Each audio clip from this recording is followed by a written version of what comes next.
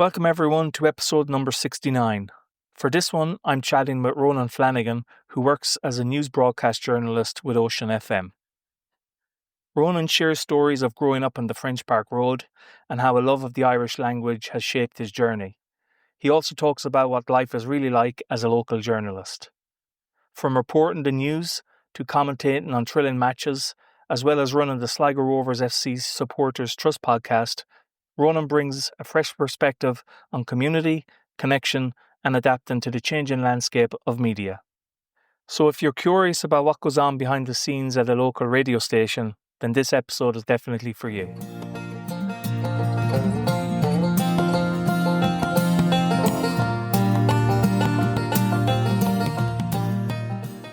Ronan, thanks very much for joining me here on the Voices of Boyle. Pleasure to be here, Carlo. Thank you. Ronan, for those that don't know, maybe can you give us, to start things off, give us kind of a glimpse into where you were born, where you grew up. What were the early days like in, I presume, the early 2000s? I was born in what was known then as Sligo General Hospital in, dare I say, 1999. I grew up all my life. Grew up on the French Park Road in Boyle. My mother is Jan, my father is Vincent, and then for maybe older listeners, my grandparents would have been Des Kennedy, who would have taught in St. Mary's College in Boyle, and Aideen Kennedy, and then on my father's side it was Martin and Angela Flanagan. But all my life would have grown up on the French Park Road, would have went to school in Squellinangan, the convent girls' school until the end of first class in school, and then on to the boys' school until about 2012, and then from there went on to Abbey Community College in 2012 to 2017. So spent 5 years there. So like all my life, been kind of grown up around the town. Kind of done everything anything around the town, for the last number of years, and certainly been a huge part of my life, and it's hopefully will continue that way. So the early days in school back, so what, it was St. Mary's when it was Abbey Community College. Abbey Community College. So you would miss the kind of the crazy days, as I call it, of St. Mary's, but you've heard the stories, I'm sure. I have, yeah. So what was school like then for you growing up back in those days? Yeah, I really enjoyed school. I suppose I got a lot out of school, maybe because it was, you're amongst friends and amongst like aged people than yourself. And one thing I suppose really kind of is the camaraderie, that maybe you're playing a bit of sport, you're doing other activities. I just got a lot out of the experience, to be honest. I suppose we kind of came from, we were lucky, I suppose, in primary school how we had a very small class. We had about 16 in the boys' school, and that kind of translated well into secondary school, even though like we had a small year of only about 60 compared to the class sizes now we see. And, we all kind of had similar interests, and I think it just, the whole kind of school experience was a positive one for me, I have to say. Yeah. And did you have a favourite subject? I have to say my favourite subject was probably Irish.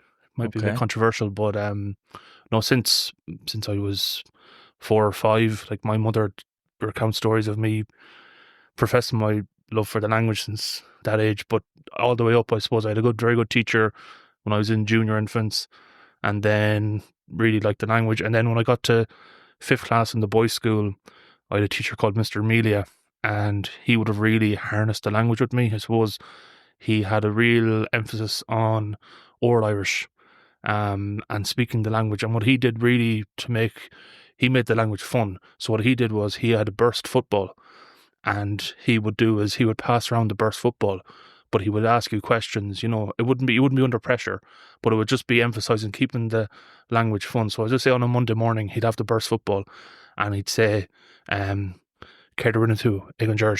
did you do at the weekend? So from there then you'd be thinking, oh, what did I do? So I did this, I did that, and that would get the conversation going. And it kind of made Irish fun, I suppose. And then kind of secondary school, then I had kind of the same teacher all the way up, but I've always had an interest in speaking the language. Like I wouldn't profess to be brilliant at maybe writing the language or that side of things, but certainly speaking the language is always. You're fluent in it. I probably would be. Yeah. We'll probably go on to it, but my third level course in in college was through the language as well. So I suppose I kind of always had a knack for it. Yeah. Okay, so yeah, maybe moving on then to after school, you went to college. Where did you go to college? I went to college in Galway, and you studied communications through Irish. Yeah. Okay, so maybe tell us a bit about that. That's interesting. So it was basically a communications degree is a media studies degree, a general kind of media studies degree. So you're looking there at modules such as radio broadcasting, radio production, television production, feature writing, all sorts of other subjects. And then you're also looking then at modules through the Irish. Well, they're all the modules are through the Irish language, but also you're looking at modules such as maybe Irish poetry, which I didn't really particularly like myself, but one, I suppose, modules were kind of the history of place names and kind of local areas and all the history of those sort of things. And you know, it was a good degree, I have to say, in fairness. We got a lot out of it, but yeah, it was interesting kind of, I suppose, to do a degree in a kind of a different language compared to, you know, your everyday language. Yeah, and how long did you do that degree for? That was for 4 years. 4 years. Yeah. And then after that, then qualified in news broadcast journalism. Is that would that be well, it's a communications degree, like, right? so, Okay, yeah. And then you obviously your current position is as a news broadcast journalist for Ocean FM. Correct. So how did that come about? How did that opportunity come about for you? So through the course, particularly it's a 4-year program, but in the third year of the program, you spend the first 3 months of the semester. You spent the first semester in the Connemara Gaeltacht, and then from January until May, you spend it in a work placement setting. However, due to COVID, our years got flipped, so we were stuck at home. So what they did was they made us do the final year first. So final year when we were supposed to do third year. So that was all from home. So we completed the final year first, and then from September 21 to December 21, I was in Connemara, and then from January until May 22, I was in the work placement. So I was trying to decide where do I want to go for my work placement. I suppose I always had an interest in the work that Ocean did, and I would have spent a few weeks there before, so kind of said I had a contact there. So I contacted the station and wondered would they allow me to conduct my work placement there. They allowed me and carried out the work placement until about May or June. Did an odd gig for them, freelance here and there, helping out with different things, and then I was trying to figure out my next step. Do I want to go into employment? Do I want to go back to education? And from there then I randomly received a call from the CEO of the company who offered me a position, and I took it, and I'm there since. So you started around September 2022. Okay. And so your job there, Ronan, involves covering a variety of topics: news, sports, farming, current affairs. Yep. And do you have a favourite area to report on, and why? It's a good question. I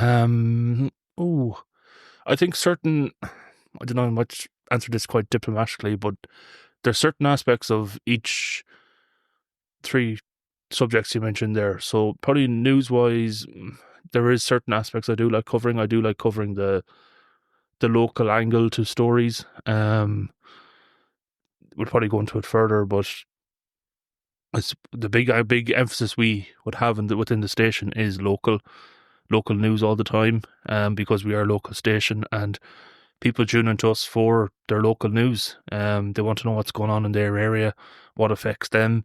So it's about us grinding out, trying to get the local angle on things. I enjoy that. Sport wise, I have to say, it's the adrenaline of maybe commentating on a match, reporting on a match. The live broadcast is, I think it's adrenaline rush, really, to be honest. And then farming wise, it's the actual just talking to the regular folk. That's one thing I really enjoy about my job. But probably in all factors of all those 3 subjects is the 3 is just talking to the regular person. Yeah. And we get that with the fact of working for a local station, is that it is people on the ground you're speaking to, and they do have their own personal real life stories to tell. Yeah. And then what kind of geographic locations do you specifically cover? Is there a set kind of area? So we have our franchise area will cover the whole of County Sligo, North Leitrim from about Drumkeeran onwards up towards Tullahan, and then South Donegal as far as the Barnesmore Gap. And so it's quite a diverse area. I would often say that, people in South Sligo, kind of closer to us here, like of Ballinafad, Caish, Tubbercurry, they mightn't, like, as much as they're all, they're part of our franchise area, they mightn't necessarily they have a bit in common with the people of South Donegal, but they mightn't necessarily do. For example, like someone from Ballinafad, like they might have very different priorities to someone from Killybegs, for example. Like Ballinafad would be, it's a rural area. It might be a lot of agriculture, but then where you go to somewhere like Killybegs, there's a big fishing industry, a big marine industry, and it's all about, I suppose, trying to find the perfect mix of those stories for people. Yeah. And Ronan, you mentioned to me at one stage that no 2 days are the same. No. So could you maybe give a little glimpse into a typical day for you on your job? What does it entail? So that's how long is a piece of string type question, really. So mostly, it's get into the office and first of all check the emails. The emails are kind of often, there might be a press release in there, or there might be something else. Then you're going to do is because I was looking at the national newspapers to see what's happening around the country. Try to see if anything kind of could be of note there. You're kind of also looking at the other local publications to see what are they, like the likes of the Sligo Champion, the Sligo Weekender, the Leitrim Observer, Donegal Democrat. You're looking to see, is there anything kind of along there? But I suppose the main thing really is generating local stories. So, for example, really, if something happens maybe in Dublin, or if something happens in Dublin, for example, just say, I don't know how the example would be. We saw that there was hikes, for example, with the petrol and diesel there a few weeks ago. So part of our job, we would receive news clippings from News Talk, and News Talk would send us down little bits of audio with a little script. Now we can use them, that's fine, but they might have some person on from Dublin. Our listener would be interested in that, but they don't really want to know what someone from Dublin thinks, do they really? So our job then is to maybe ring up. So, for example, the petrol and diesel, our job then would maybe to get a local shop owner, a local petrol station owner, someone like that, or someone else, kind of a community representative, to come on and talk about it. How does it impact this region? So, for example, like our area would cover.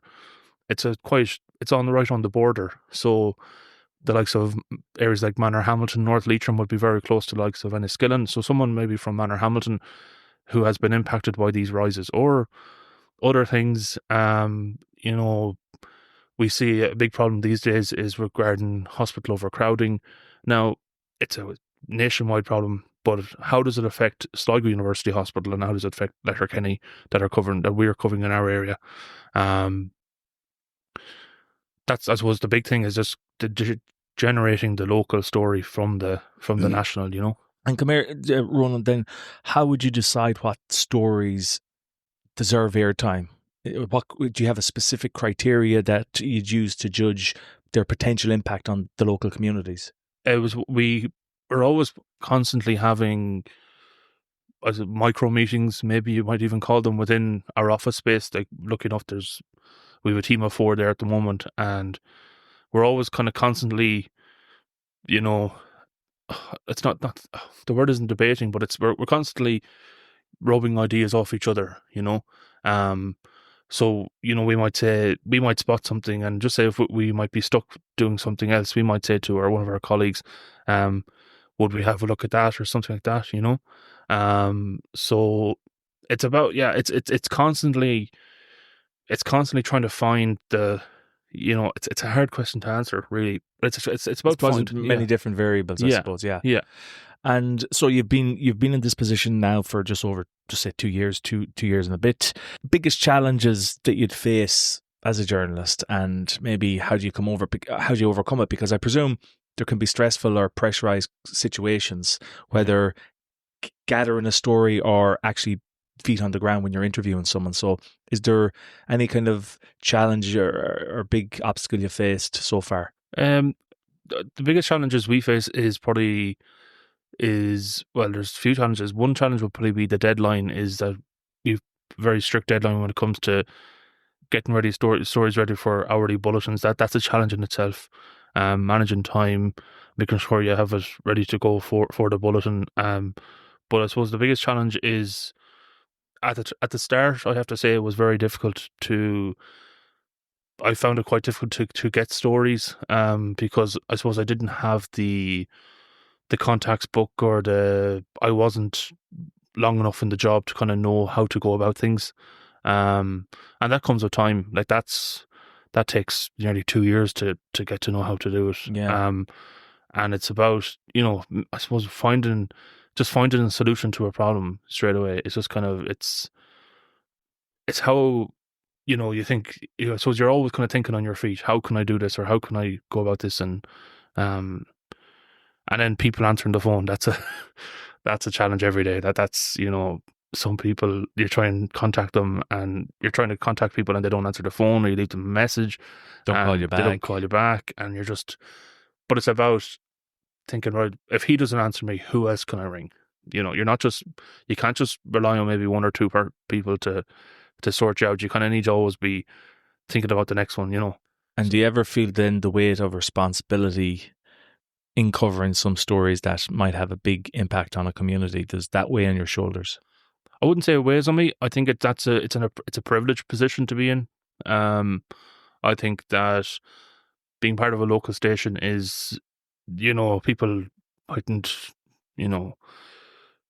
people might look down on local stations, but the role of local stations is massive. And we're in a privileged position to be able to cover stories that matter to people. And I think, it's about finding that balance and finding that, connection for people, that they can come to us with their stories, or with, that we can give them the information that they need about their area. And,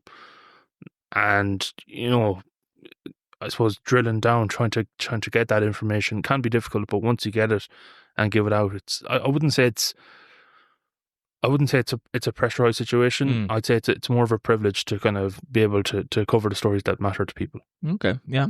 And do you cover, or you commentate in some Sligo Rovers games? I have done that before, yeah. And I presume you like that. Oh, that's you're a fan. You're a Sligo Rovers fan. I'm fanatic. Yeah. Okay, all right. Yeah. So tell us a bit about that. So then, how did you get involved in commentating on the live games, and where does that go out? Was that on Ocean FM? On Ocean FM, right? Yeah. Okay. So what was that like?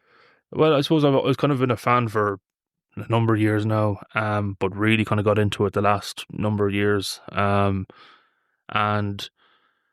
I suppose through the work placement, there was an opening there for one time they were stuck for a commentator, and I said, sure, I'll do it. It was kind of one of my big ambitions. Was, if you talked to anyone I grew up with, everybody would have said that he was interested in it, and I said, sure, I'll do it. And I did it. It was a game on a Tuesday night at home to Bohemians. Unfortunately, Rovers lost 1-0, but no, it was a great old experience. That was 2022.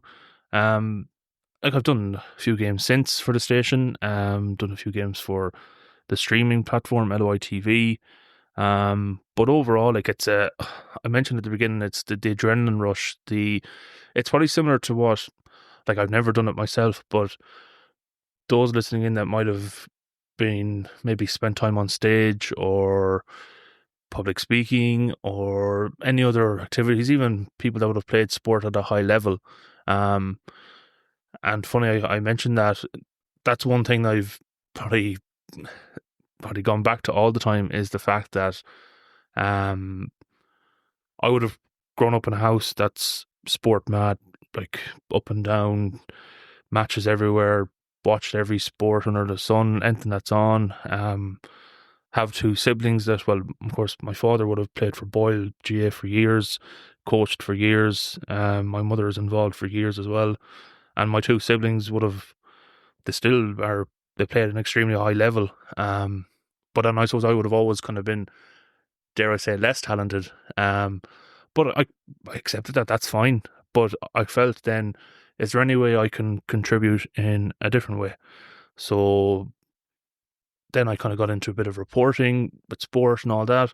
But then once I kind of got the mic in my hand, or the mic over my head, in some cases, in my hand, and just talk about the match in front of you, it's been a real, like, just brilliant experience. And were you like, when you were commentating on them, were you usually there's one or two people, or were you on your own, or was there two? There's two people, so there's a commentator and a co-commentator. So you were the commentator or co? We were commentator mostly, yeah. Right. Okay. Yeah. So you would obviously then have to know your stuff, know the players, know stuff like that. And then you mentioned there that, Ronan, that you're a fanatical Sligo Rovers fan. So an obvious question would then be, how do you find the balance between trying to maintain a somewhat professional neutrality, as opposed to maybe showing your passion for Sligo Rovers? Is there a tug on that sometimes? I suppose I'm lucky that if I'm doing the games for the radio station,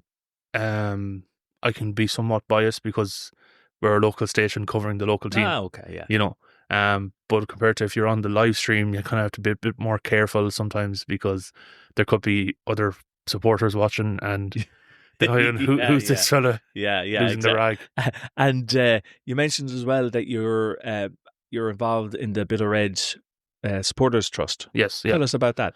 So the Bitter Red Supporters Trust is it's a fan group run by supporters of Sligo Rovers with the overall aim of supporting the club in any way possible. It's Sligo Rovers is a fan run club. Doesn't have an owner, doesn't have some people would say a sugar daddy. It doesn't have someone pumping money into the club. So the club relies on fundraising and other means of revenue to, I suppose, to keep the lights on and pay the players. So the Bitter Red Supporters Trust, then what they do is they have a number of initiatives throughout the season, throughout the year, to help support the club. So be that with quizzes, with other fundraisers, coffee. There's a coffee dock at the showgrounds now during match nights, and then also what we've kind of done, I suppose, since I got involved with the Supporters Trust, has been, there's a podcast. So it's kind of, I said to you before we went on air, it's weird being this side of the mic. So I host the weekly podcast for the Supporters Trust, myself and 4 other lads who are also mad fanatical fans. We're not recording, well, we record during the season, so an episode goes out every week, but we discuss, I suppose, what's going on in the week gone by, and then look ahead to the week ahead. And yeah, it's, I suppose, all about kind of the big thing I find with being involved with the Supporters Trust, but also being kind of like with the Sligo Rovers thing, is, as much as it's a professional football club and it competes in a professional division, the sense of, I suppose, community and belonging down there is massive. And I suppose that's kind of what's really, really kind of taken me in, bitten by the bug, a lot of people would say. And it's the camaraderie you meet, that you get with people, people that you might necessarily have got to know in any other walk of life, but you just have something in common and you share that with them. And, through, victories, defeats, at the end of the day, it's, wins are great and all that, and you don't get too high if you lose. If you don't, if you lose, you lose. If you win. But it's that kind of sense of togetherness, and it's something that, like, I suppose, kind of really, I'll probably hopefully never take for granted, because it's just something that I think has been, I suppose, once again going back to it, it's been one of the great things to be involved in. And you mentioned there about Sligo Rovers being 100% supporters club funded. Am I right in thinking it is the only one in the FAI? Correct, yeah. It is. Yeah. And it's always been like that, has it? It always has, yeah. So it's run by the community, for the community. The showgrounds can never be sold under its current, back in the 1950s, the trustees at the time signed forms that the ground could never be sold. So it's for the community. In a time where professional football and professional soccer is run by, Russian oligarchs and other, It's nice to have something that's really locally owned and run, because as you said, everything in this day and age now is privatized and stuff like that, as we said. And so how do you then keep on, as a journalist, how do you keep on improving? Do you have mentorship? Do you have training? Do you what do you do to try to kind of put the foot forward? Is there...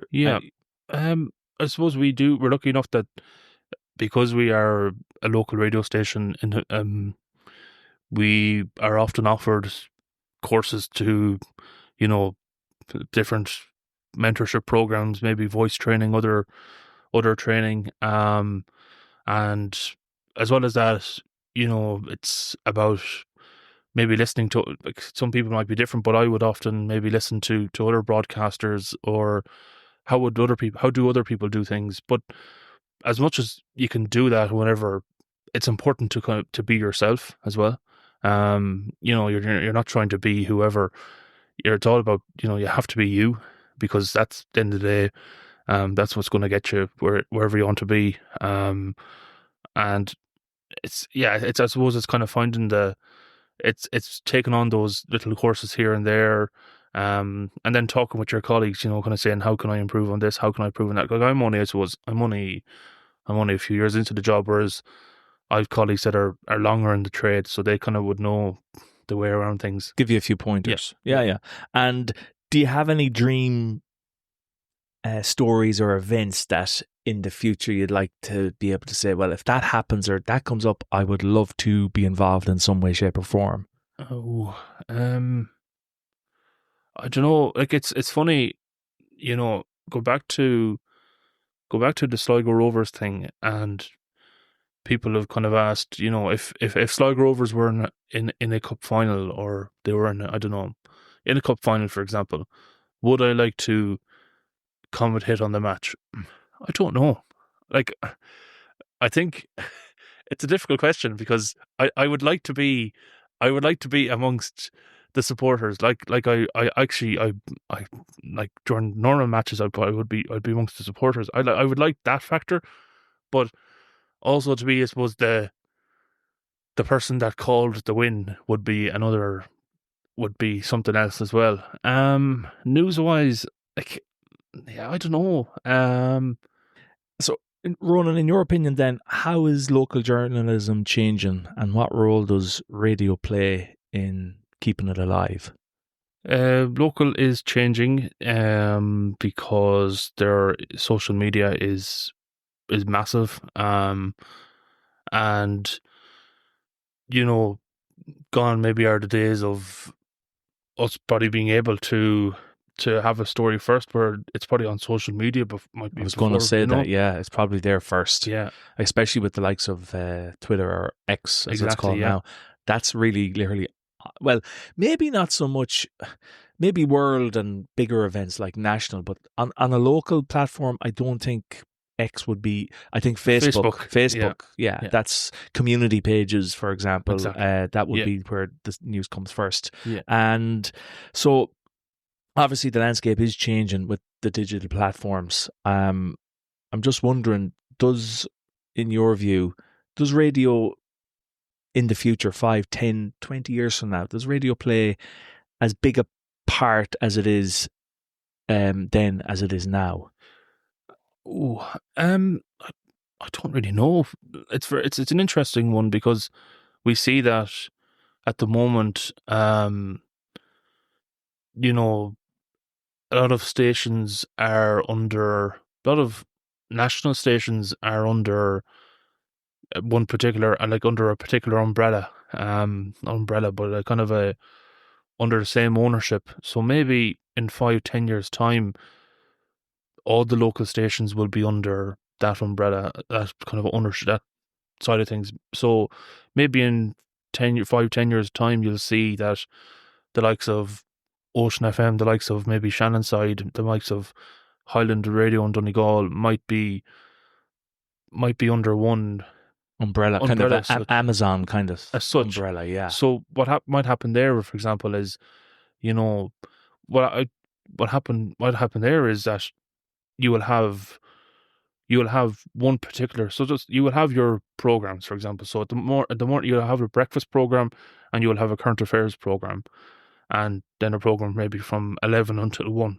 But your news bulletins will be localized. So, if you're listening in Boyle, or if you're listening in Boyle, you'll get the Roscommon, you'll get the Shannonside news.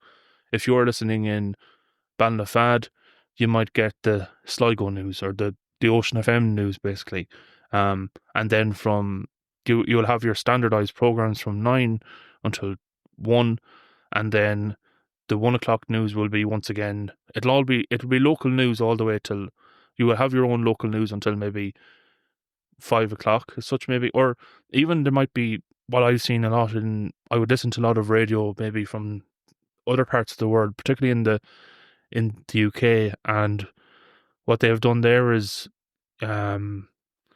it's you have your local programs and local news up until a certain time, till 1 o'clock, I think, and then they all just come in together then from 3 o'clock. From after 1 o'clock, everything kind of just merges into one, and it's the same. So if you flick around from, I don't know, BBC Radio Manchester to BBC Radio Liverpool, BBC Radio Leeds, BBC Radio even down the south coast, you're going to get the same program here and out. Yeah. To kind of make it all kind of standardized.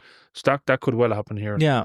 And then, do you think then, Ronan, young people today are still excited about potential careers in radio and journalism?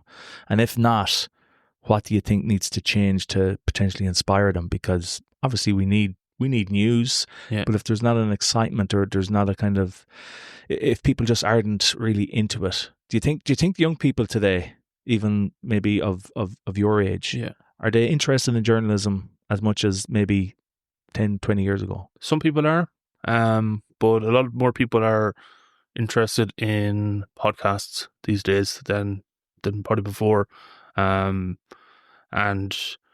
people really rely on podcasts more now than what they would have 10 years ago. Did podcasts even exist? They probably did, to a certain smaller extent. They did. Joe Rogan and that kind of stuff would have been the main ones. Exactly. But local, like even the Voices of Boyle, these weren't a thing. No. So I do think you're correct. I think going forward, you're going to see more community-based podcasts, because like the chat we're having now, we can have a more long-form, free-flowing conversation, as opposed to when you're doing the news bulletins. You have short kind of sound bites, and you have to kind of make it fit a certain time. What you see now is a lot of stations will do is, at a national level, will do things known as pocket podcasts. So pocket podcasts. They'll be 5-10 minutes long, 15 minutes long even, and they will basically be a bulletin as such.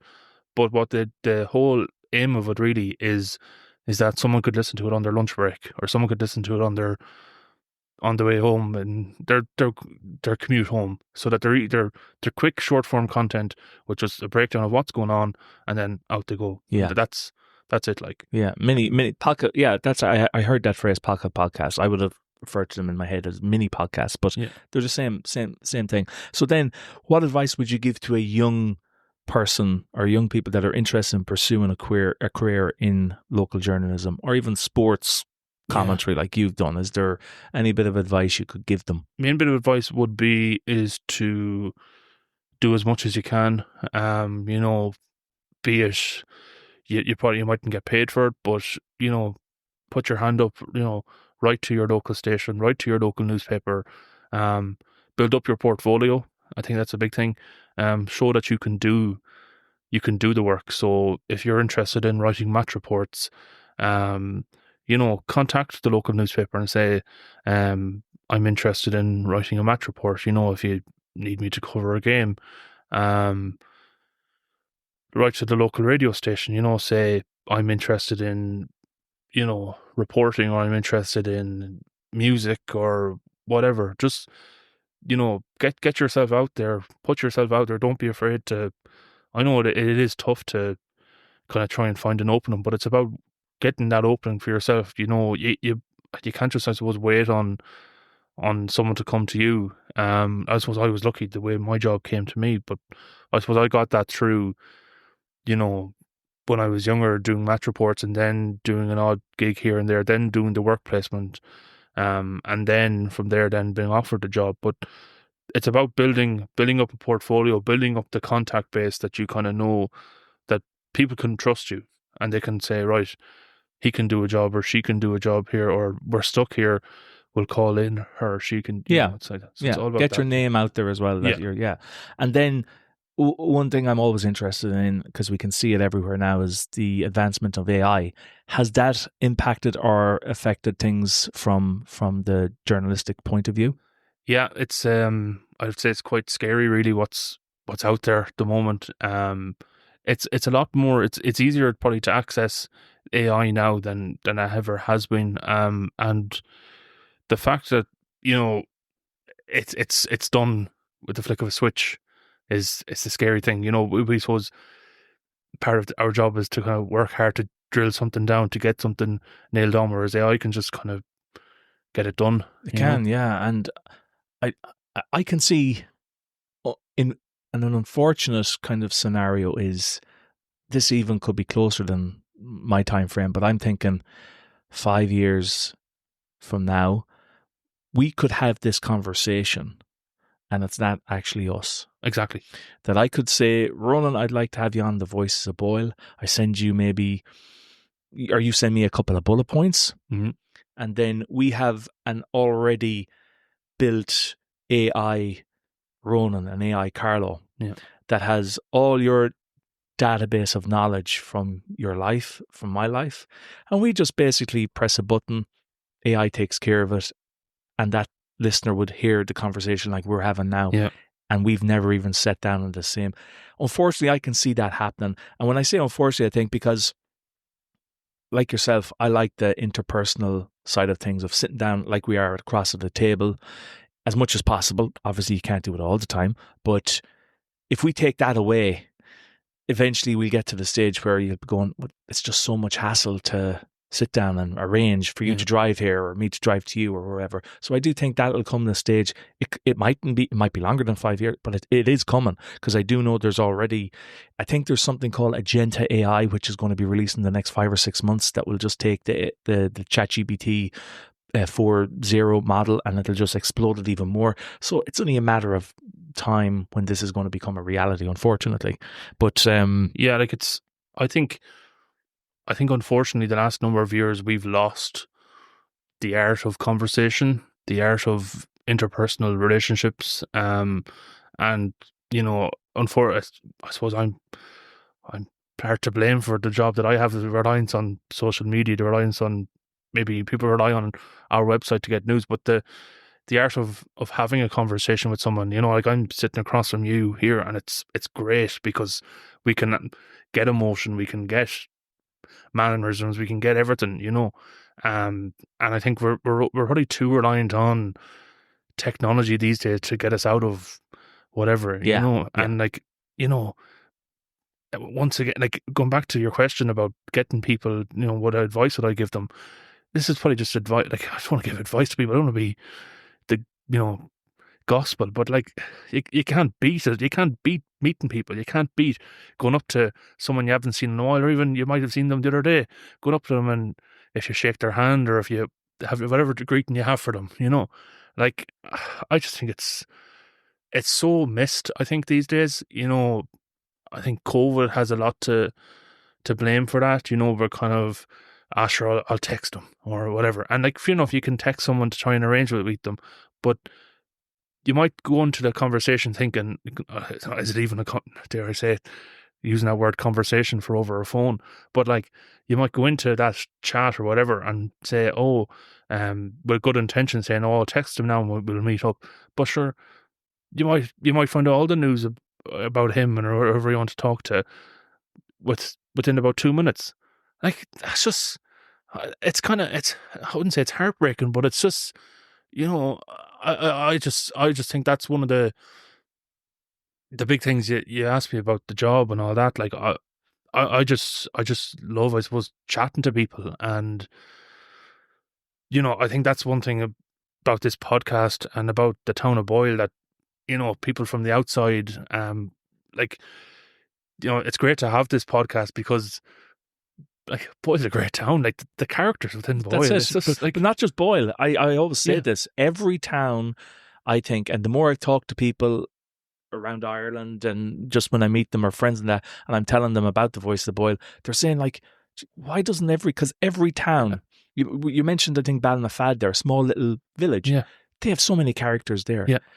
I think it's a shame if we're not trying to capture some stories, some news in podcast form to preserve them. Yeah, absolutely. Like it's like some of the guests you've had on here, like, like you just laugh. You sit back and you're thinking like, Jesus, I chat away to him or chat away to her. This the simple art of just chat. Exactly. Just, how are you? What's the crack? Yeah. And having a good laugh or whatever. And maybe sometimes the conversation mightn't be too light or whatever, but just, it's a conversation. Yeah. And like you touched on it there, like it might be one guest might have a different story, and that's the beauty. Not everyone should be the same. Yeah. And I always find that as well. I think if I'm asking the same sort of questions, like, for example, where did you grow up? Where did you go to school? You'd be thinking, it's the same questions, but everyone has a different answer to the same question. Yeah. So what was Boyle like for you growing up in the 2000s is the exact same question I'd ask to a lot of people, but they have all a different story, a different outlook. So you can never have the same answer. And that's the beauty. Okay, it might seem repetitive. It does to me sometimes, but that's the conversation. Yeah. And you're trying to elicit that response, that memory, that story from whoever you're chatting with. So it's good in that way. Like we see it, I suppose, with parents and grandparents, more so probably the grandparents would have had the tradition maybe of the old rambling and, visiting. See, that's, like, there's nothing they like more than calling up and putting on the kettle and, we're kind of, there might be a bit of giving out here and there, but like, it's so important. It is. And that's one thing as well. No one calls to houses anymore. No one, even a friend of mine actually said to me that it was about something else, but he said, I wouldn't want to, you'd feel kind of bothersome or even calling someone now without kind of pre-arranging it. Texting someone to say, is it all right if you give you a call? Whereas back in the day, even when we just had text messages, you just call someone. But look, I think I even fall thing to that as well. I don't pick up the phone and call as much, and but we're losing it. We're losing that kind of old, the rambling house, of course. That few and far between now, really. Yeah, unfortunately. So going forward, then, Ronan, do you see yourself eventually branching out into other forms of media? You mentioned podcasting. You're doing a bit of podcasting. Would you have any other forms of media that you'd like to get into? Yeah, probably the podcast would really interest me. Also maybe the deep dive kind of stuff. Into, once again, going back into local areas. And kind of, I suppose, a longer form content, maybe the likes of maybe documentaries or something like that. Would always interest me. That'd be very interesting, yeah. And going to put you on the spot now with one last question, because you're trained as a news broadcast journalist, okay? I'm not, okay? So I'm here trying to conduct what I think is a bit of an interview with you over the last 40, 50 minutes, whatever. Hit me straight between the eyes. Give me one tip that I can improve on, because obviously plenty to improve on. Is there something that, whether it's a mannerism, if it's the way I speak, or is there any one thing to give me that I can kind of work on? You can work on, or advice? Any advice, anything, as someone that's in the trade, like a professional you have a qualification, give me something that I can maybe improve on. Know your listener. Know your listener. Yeah. Right. And appreciate your listener as well. Brilliant. Okay. Because they're the most important thing. Brilliant. Yeah. Perfect. And is there anything else you'd like to talk about that we haven't touched on already, Ronan? No, just nice to be here. Just keep up the good work. It's fantastic, hearing the different stories of, people around. And I suppose I was actually laughing to myself when I saw that the text came in. There's actually, funny enough, I saw old school mate of mine, Corey O'Donoghue, who was on a few weeks ago as well. So, oh, right, your thing with myself Corey. And Corey would have been in the same class all the way up. So I actually, because you probably heard the one with Corey and me, but then we were out in Gdansk in Poland and that. So yeah, that's great. I didn't know you were. We would have. Yeah, Corey would have. I think it was the first class when he arrived into school and all the way up. Yeah, so fair to him, fair play. Like, if you're listening, Corey, how are you getting on? I'm sure he is. Great to see you're doing well and keep up the good work there. But no, it's great. Like, it's fantastic. Yeah. Yeah, perfect. Well, listen, thanks very much for coming on, Ronan. I really appreciate it, and we'll chat to you again soon. Thank you, Carlo.